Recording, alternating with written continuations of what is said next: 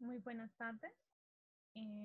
Mi nombre es Carol Tiner Quinche, yo soy docente del Colegio IE La Paz, docente de química. En el día de hoy vamos a hacer la explicación de la guía 3, de la guía 4, perdón, de la sección 3. Voy a compartirles mi pantalla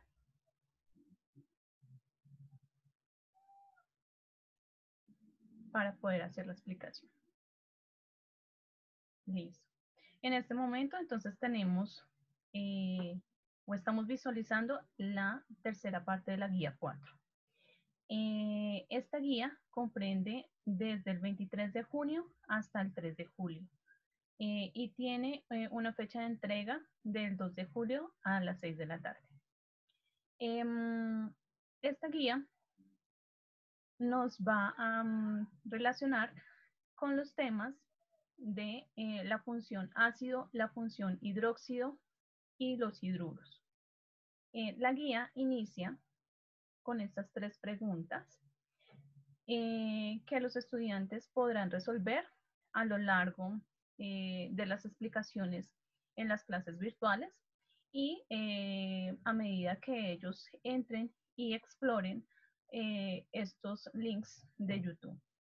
La primera pregunta, ellos tienen que responder en qué se diferencia un óxido de un ácido. Nosotros en la guía anterior vimos la función óxido, entonces ellos tienen que, con el conocimiento que se les da en las clases virtuales acerca de los ácidos, entonces ellos tienen que decir en qué se diferencia una y otra función, un óxido de un ácido. En esta segunda pregunta, ellos tienen que responder por qué razón un hidróxido puede neutralizar un ácido. Entonces tienen que dar ese soporte de cuáles serían las razones químicas de por qué estos hidróxidos pueden neutralizar los ácidos. Y finalmente, ellos ya con los conocimientos de qué es un hidruro, ¿cierto? Y qué es un hidrácido, entonces pueden dar respuesta a esta tercera pregunta que dice si un hidruro es diferente a un ácido hidrácido. Bien, continuando, tenemos acá la primera pregunta. La guía consta de 5 preguntas. Cada pregunta tiene un valor en la calificación de 1 para un total de 5. Esta primera pregunta está haciendo referencia hacia la función ácidos. Aquí el estudiante tiene que completar esta tabla. En esta tabla se le pide que asigne estados de oxidación a estos tres diferentes ácidos, ¿sí? Acá tienen que asignar estados de oxidación a cada uno de estos ácidos y se les pone aquí el ejemplo de cómo es esa asignación. Igual en las clases virtuales se les da, se les orienta de cómo es que se deben asignar los estados de oxidación. Además, ellos deben nombrar estos tres ácidos a través de la nomenclatura tradicional y a través de la nomenclatura stock. Deben dar nombre a esos tres ácidos por esas dos nomenclaturas. Bien, y pues acá la guía nos muestra como ejemplo el ácido nítrico, que ese es el nombre de este ácido por la nomenclatura tradicional, y ácido trioxonítrico 5 a través de la nomenclatura stock. Y finalmente ellos deben decir qué tipo de ácido es cada uno de estos tres. ¿Listo? Entonces, si es un ácido oxácido o si es un ácido hidrácido. Bien, esta información, vuelvo y repito, ellos la obtienen en las clases virtuales y cuando entran a los links referenciados. En este link les explican específicamente cómo nombrar ácidos. Bien, en el segundo punto nos hablan acerca de un experimento que se va a realizar en clase. El experimento realmente no se va a realizar en clase. El direccionamiento para esto es que ellos lo hagan en casa, ya que es un experimento muy sencillo de hacer. Y para que ellos puedan realizar este experimento en casa, se les dio una guía. Vamos a ver la guía.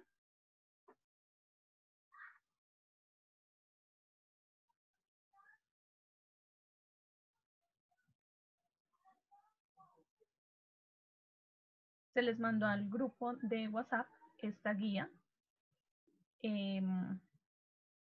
con la que ellos entonces pueden orientarse para hacer el experimento. Bien, en esta guía entonces se les muestra el montaje experimental, que básicamente consta en que ellos tienen que conseguir 3 vasos y a cada, como lo muestra acá, la imagen, y en cada vaso tienen que colocar una cantidad de vinagre, ¿sí? En el primer vaso.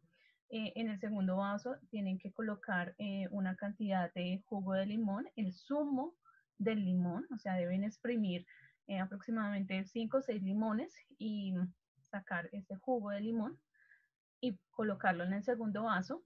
Y en el tercer vaso ellos van a colocar agua. Bien.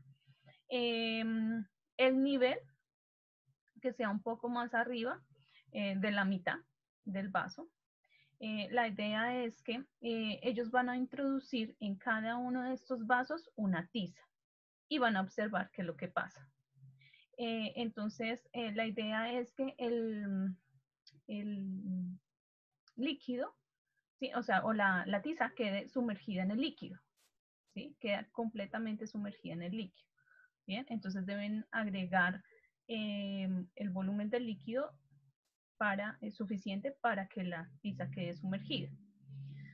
Bien, y lo único que ellos tienen que hacer es esperar de 5 a 10 minutos y observar qué pasa en cada uno de los casos con la tiza. Y tomar foto y anotar sus observaciones. Eso en un primer momento. Y vamos a dejar compartir acá la pantalla y vamos a volver a la guía. Porque después de que ellos tomen sus fotos y tomen sus observaciones, anoten sus observaciones, deben responder estas preguntas de la A a la D. En la primera pregunta ellos deben contestar de qué material está compuesta la tiza. Esto sí lo deben investigar y deben decir qué tipo de molécula inorgánica es. En la segunda, ellos deben responder qué tipo de moléculas inorgánicas son el vinagre y el jugo de limón. Entonces, esto también lo deben consultar. En la pregunta C, les dicen por qué se desintegró la tiza al introducirla en el vinagre y en el jugo de limón. Y por qué en el agua no pasa lo mismo. Deben sustentar por qué pasa eso. O sea que aquí ya nos adelantamos un poco a los resultados. Y como último, les dicen que ellos deben investigar qué pasa cuando la lluvia ácida cae en una roca carbonatada. Y si ellos encuentran alguna relación con el experimento y lo que pasa cuando cae la lluvia ácida en una roca carbonatada. Entonces deben responder si encuentran alguna relación, sí o no, y por qué. Bien, vamos para la tercera pregunta. Aquí lo que se les pide a los estudiantes es que deben también llenar esta tablita, ¿sí? En esta tablita, igual que con los ácidos, deben asignar estados de oxidación, pero a los hidróxidos, a estos 3 hidróxidos que vemos acá, ¿sí? Entonces deben aquí en esta columna de la tabla, deben asignar los estados de oxidación para esas moléculas y deben nombrarlas a través de la nomenclatura sistemática y a través de la nomenclatura stock. Bien, para que entonces ellos puedan realizar esto, ellos deben ingresar a la clase virtual donde se les orientará y también deben ingresar a este link de YouTube donde les explican la nomenclatura para hidróxidos. En este punto 4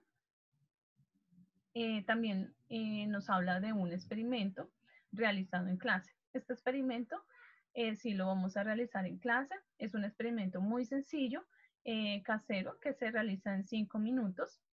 Y de acuerdo a lo que los estudiantes observen durante el experimento en la clase, entonces ellos deben resolver las siguientes preguntas. Deben primero consultar cuáles son los usos del hidróxido de sodio. Deben explicar por qué hay desprendimiento de calor en la reacción que observan. Deben responder a esta pregunta que dice que cuando una reacción química se calienta, se dice que es. Entonces, hay una palabra química que se le asigna a las reacciones químicas cuando se calientan. Entonces, deben consultarlo. Bien. Finalmente, entonces tenemos este punto 5, donde nos muestran esta tablita, ¿sí? En esta tablita, entonces los estudiantes deben, igual que en las tablitas anteriores, deben asignar estados de oxidación, aquí en esta primera columna, a estos hidruros. Además, deben nombrarlos a través de la nomenclatura sistemática y a través de la nomenclatura stock.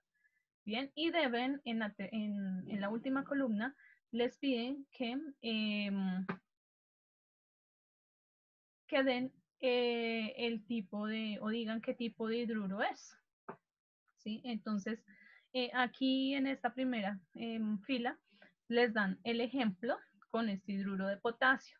Entonces, acá les dan el ejemplo de cómo se asigna el estado de oxidación para esta molécula específicamente, cómo esta molécula se nombra a través de la nomenclatura sistemática, a través de la nomenclatura stock, y entonces les muestran que el tipo de hidruro que es esta molécula es un hidruro metálico. Bien, entonces ellos deben hacer exactamente lo mismo con estos 5 hidruros que observamos acá. Y además, entonces, para este fin, igual que en los puntos anteriores, los estudiantes deben asistir a las clases virtuales donde se les va a orientar y deben entrar adicionalmente a este link de YouTube donde les explican la nomenclatura para hidruros. Y con esto damos entonces finalización a la explicación de esta tercera parte de la guía 4. Espero que haya estado muy claro y nos vemos en una próxima ocasión. Mil gracias.